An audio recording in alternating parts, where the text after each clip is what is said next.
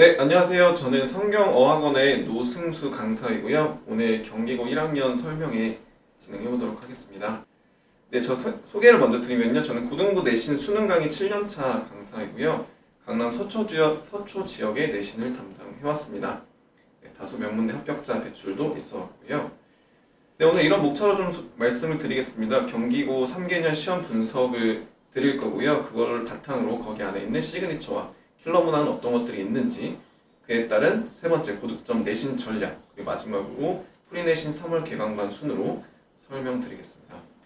네, 우선은 고등 내신에 있어서 왜 성경일까 그런 부분에 대해서 좀 말씀을 드리고 자연스럽게 경기고 학생들의 후기도 좀 살펴드리려고 하는데요. 일단 고등 재원생이 많은 학원이다 이렇게 좀 보시면 좋을 것 같고요. 그런 건 이제 후기로서 좀 말씀을 드리려고 하고요. 그리고 또한 정보와 노하우가 있는 학원인데요. 핵심이 들어간 자료, 포인트가 있는 강의, 그리고 20년간 계속해서 성경어학원이 누적된 데이터, 그리고 누적된 노하우들이 있기 때문에 믿고 맡기실 수 있는 학원이다 이렇게 좀 보실 수 있겠고요. 그뿐만 아니라 저희는 내신과 수능을 동시에 관리하는 체계적인 커리큘럼을 또 지니고 있는 특징이 있기 때문에 그런 부분에 있어서 성경을 선택하시는 게 도움이 될 거다 이렇게 보시면 좋을 것 같습니다. 후기를 좀 한번 살펴드리려고 합니다. 그래서 기본적으로 학생들이 좀 많이 이야기했던 포인트 중에 하나가 이쪽에 이제 양질의 자료, 그래서 좋은 퀄리티의 자료를 통해서 시험 대비를 잘 할 수 있었다. 이런 부분들이 상당히 학생들에게서 많이 주어졌던 후기였고요. 그뿐만 아니라 오른쪽 상단에 보시면 꼼꼼한 지도, 그리고 클리닉도 상당히 중요한 점 보실 수 있을 것 같은데요.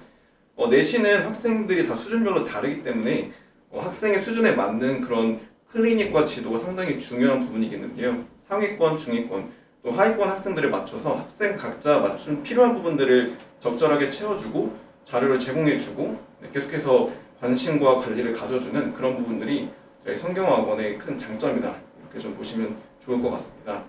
이런 내용들을 보시면 그런 상세한 내용들이 들어가 있고요.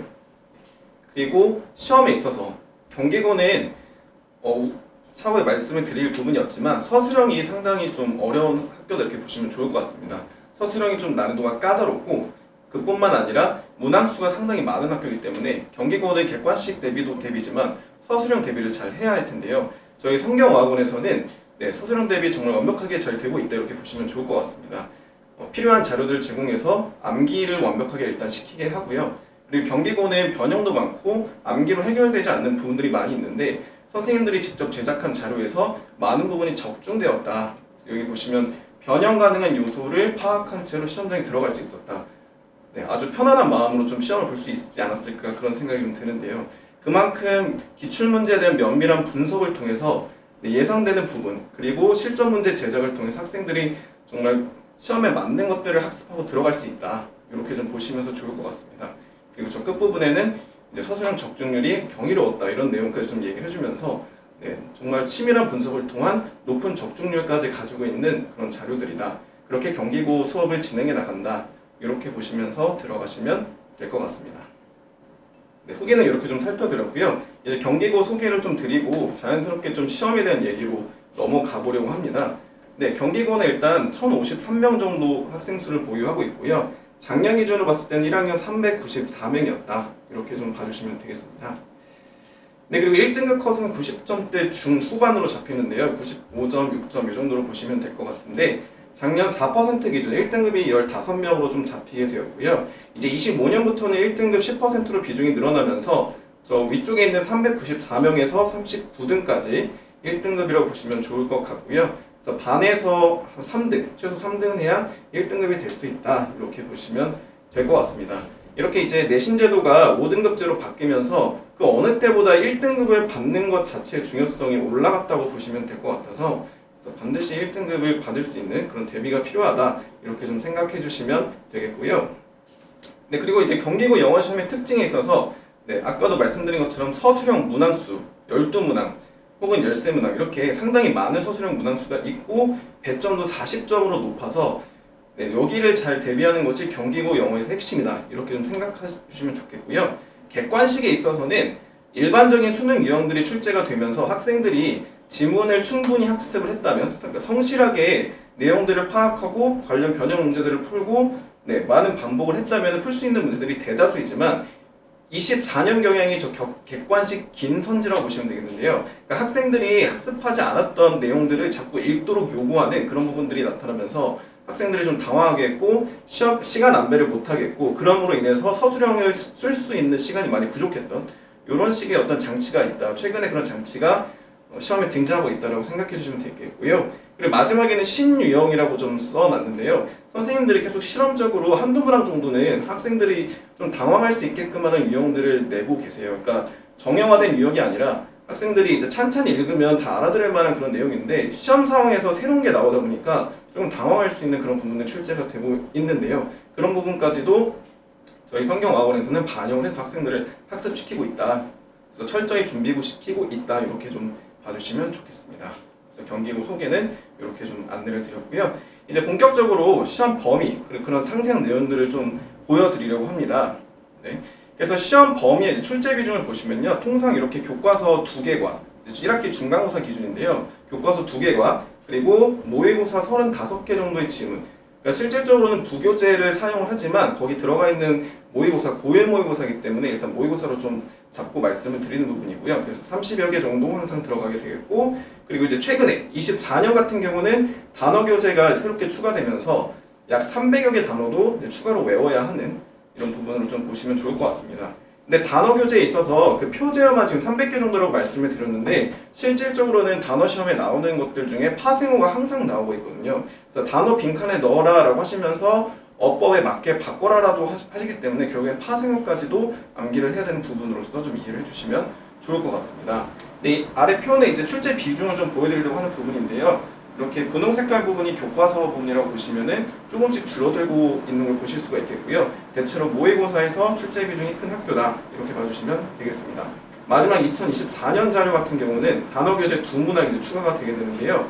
최근에는 단어 문제도 좀 많아지는 경향이 있어서 조금씩 경향 변화는 있다라고 보시면 좋을 것 같고요. 그리고 이제 교과서가 새롭게 바뀌면서 교과서의 비중은 좀 늘어날 수 있다, 이렇게 예상하면서 봐주시면 좋겠습니다.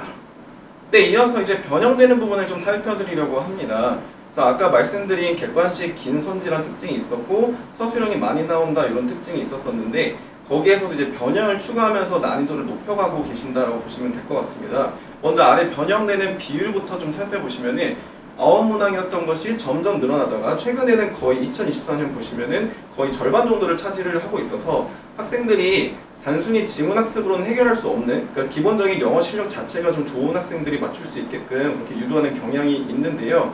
어떤 문항들이 변형되느냐를 좀 살펴보시면은 저 상단에 빈칸과 어법 이렇게 좀 써놨는데 객관식이라고 보시면 될 것 같고요. 그러니까 객관식에서 있어서는 빈칸 문제가 나오면 무조건 바꿔서 나온다고 보시면 될 것 같습니다. 그러니까 단순히 동의어나 반의어만 바꿔서 낸다기보다는 문장 구조를 자체를 바꾼다거나 의미를 좀 비슷하지만 완전 다르게 좀 써놔서 헷갈리게 한다랄지, 이런 부분들 상당히 흔하게 좀 나올 수 있다고 보시면 될 것 같고요. 혹은 마지막 줄에 있는 문장 하나를 추가해서 너네 그 빈칸을 넣어봐 라고 하는 부분들도 좀 나올 수가 있습니다. 그러니까 글의 흐름상에서 어떤 내용을 정리하는, 뭔가 그 핵심 내용들을 받아주는 선지를 고르면 되겠는데, 그런 유형들에 대한 연습을 통해서 충분히 대응할 수 있는 부분이라고 보시면 좋을 것 같고요. 이제 어법 부분은 좀 특이한 게 변형이 상당히 많이 이루어지고 있습니다. 예를 들면 not only but also be, 이게 이제 어디 오느냐에 따라서 도치가 될 수도 있고 안 될 수도 있는 그런 부분인데요. 그러니까 도치가 없는 부분에 마치 도치가 있는 것처럼 하신다랄지, 어쨌든 그런 어법과 관련된 기본적으로 나올 수 있는 변형 포인트 다 나오고 있었고요. 그리고 좀 특이한 부분은 문장을 그냥 추가하고 거기서 너네가 이제 어법을 판단해봐, 그러니까 새로운 문장을 보고 그냥 어법성 판단 자체를 요구하는 경우도 있었는데, 실질적으로 답은 그 의미상 능동수동을 물어보는 부분이긴 했습니다. 어쨌든 그 정도로의 어법적인 응용력, 어법을 판단할 수 있는 능력 자체를 많이 요구하고 있는 시험이다, 이렇게 보고 변형되는 부분을 봐주시면 되겠고요.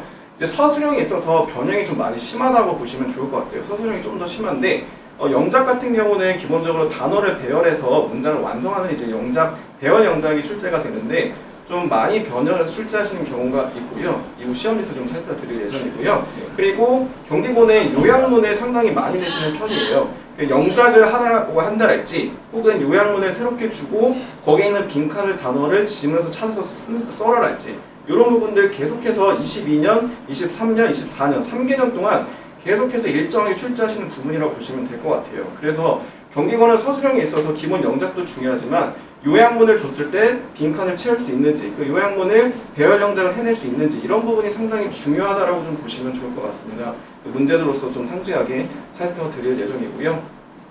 네, 그래서 변형 비율은 계속 증가하고 있고 이런 유형들에 있어서 계속 변형이 되고 있구나 이렇게 좀 판단하면서 들어가 주시면 좋겠습니다.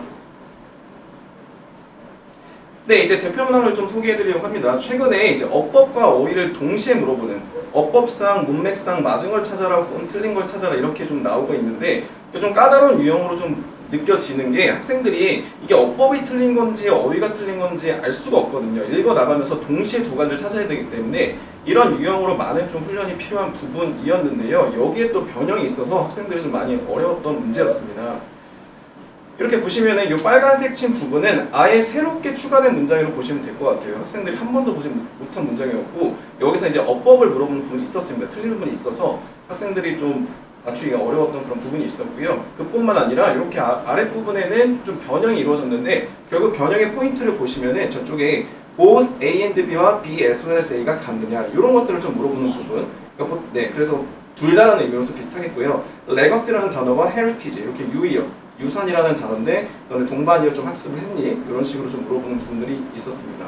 그래서 어휘, 어법, 변형될 수 있는 부분까지 좀 한번 살펴드렸고요.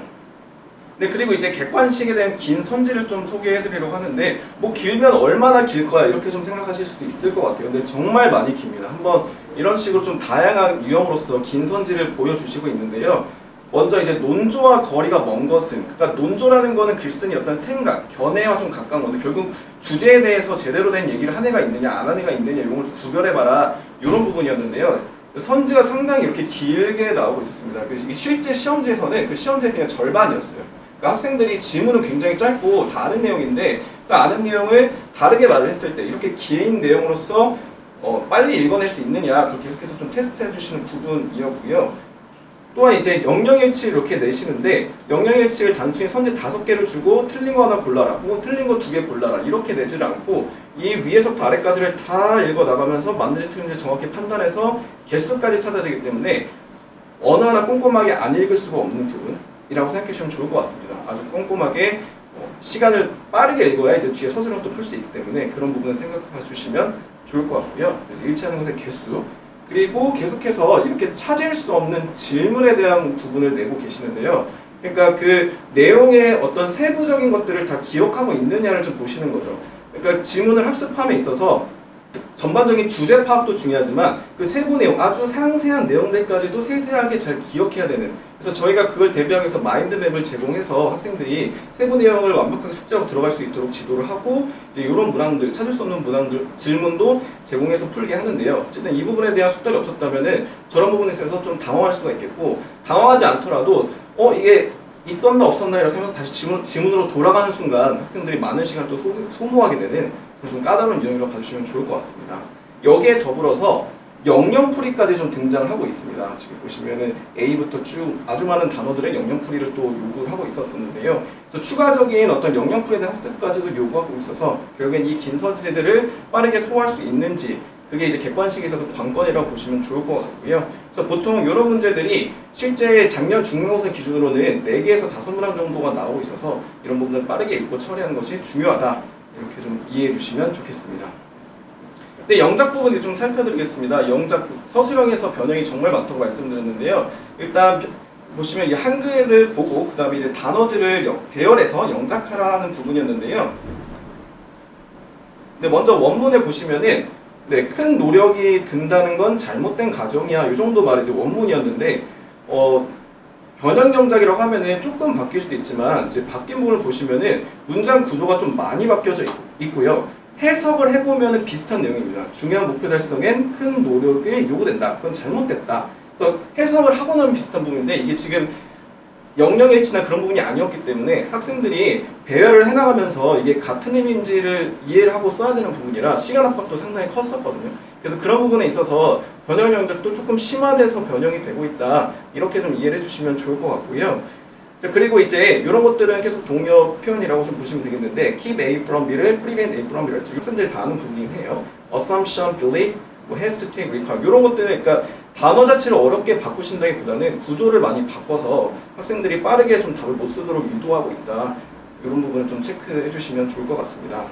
네, 그리고 이제 영작 부분. 네, 외워서 쓰는 게 아닌 걸 좀 가져와 봤는데요. 이렇게 요지 영작과 저쪽에 있는 요약문 영작. 네, 항상 좀 나오는 부분이라고 보시면 좋겠는데요. 요지라는 건 이 글의 요지를 너네가 영어로 써봐라. 이런 부분이었고, 마찬가지로 요약문을 써봐라. 그런 부분인데, 결국에는 이 부분들은 학생들이 외워서 쓰는 게 아니고 그 자리에 가서 단어를 배열해서 본인이 의미를 만들어내야 되기 때문에 이런 부분에 있어서 정말 많은 연습이 요구된다. 영작 실력을 정말 많이 키워놓고 경기고 시험에 준비를 해야 된다 라고 생각하시면서 좀 봐주시면 좋겠습니다. 이런 부분들이 계속해서 출제가 되고 있다 보시면 되겠고요.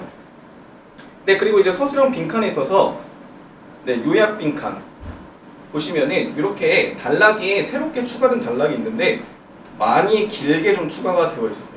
그래서 학생들이 내용은 다 알고 있지만 새롭게 정리해놓은 부분을 읽어 나가면서 어떤 내용이 들어갈지를 유추하고 위에서 이제 찾아줘야 되는 부분이라 이 부분은 정말 많은 훈련과 연습이 필요하다고 보시면 될 것 같고요.